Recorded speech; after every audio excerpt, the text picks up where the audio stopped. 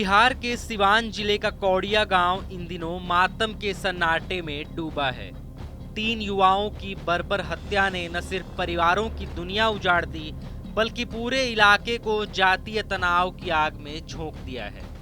शनिवार को इस दर्दनाक घटना के बाद राजनीतिक सरगर्मी तेज हो गई, जब पूर्णिया से सांसद पप्पू यादव और पूर्व सांसद आनंद मोहन कौड़िया गांव पहुंचे। उन्होंने पीड़ित परिवारों से मुलाकात की और अपनी संवेदनाएं व्यक्त की, लेकिन बात केवल संवेदना तक सीमित नहीं रही।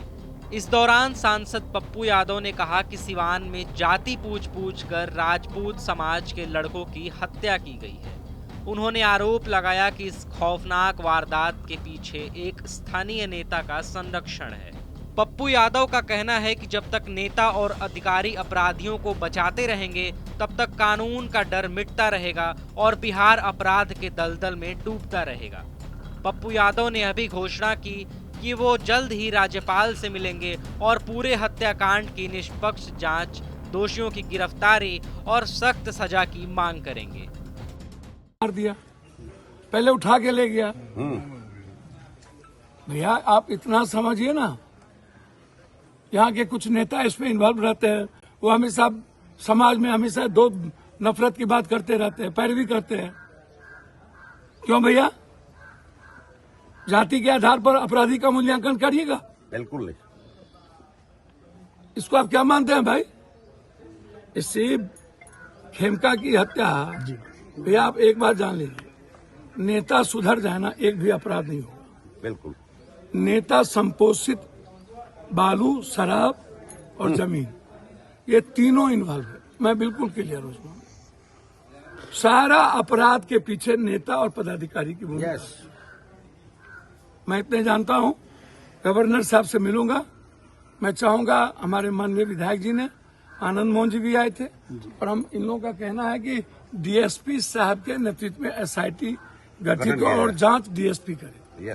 इस गांव का यही डिमांड है। यहाँ के जो एएसआई है, जो अभी थाना पदाधिकारी हैं, वो सही नहीं है और उनसे न्याय की उम्मीद नहीं इस गांव को और मृतक परिवार को नहीं। वहीं राजपूत समाज के 3 युवकों की हत्या पर पूर्व सांसद आनंद मोहन और विधायक श्री चेतन आनंद भी मलमलिया पहुंचे। उन्होंने इसको लेकर अधिकारियों से बात की और कहा कि हर कीमत पर कानून का डर कायम रखना होगा। उन्होंने अपराधियों की शीघ्र गिरफ्तारी की मांग की और स्पीडी ट्रायल चलाकर सजा देने को कहा। वहीं उन्होंने कहा कि अगर अपराधियों की गिरफ्तारी जल्द नहीं की जाती है, तो 13 जुलाई रविवार को घटना स्थल मलमलिया में राजपूत समाज प्रतिकार सभा का आयोजन करेगा। यह हत्याकांड सिर्फ 3 युवकों की जान लेने तक सीमित नहीं है। अब यह समाज, राजनीति और प्रशासन के उस ताने बाने को चुनौती देता दिख रहा है, जहां न्याय अक्सर ताकत और सत्ता के आगे झुक जाता है। गांव में मातम पसरा है, पीड़ित परिवार न्याय के इंतजार में है। इलाके के लोग डरे हुए हैं और आक्रोशित भी।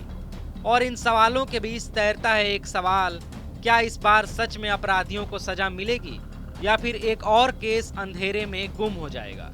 टीवी 9 के लिए सिवान से मोहित पंडित की रिपोर्ट।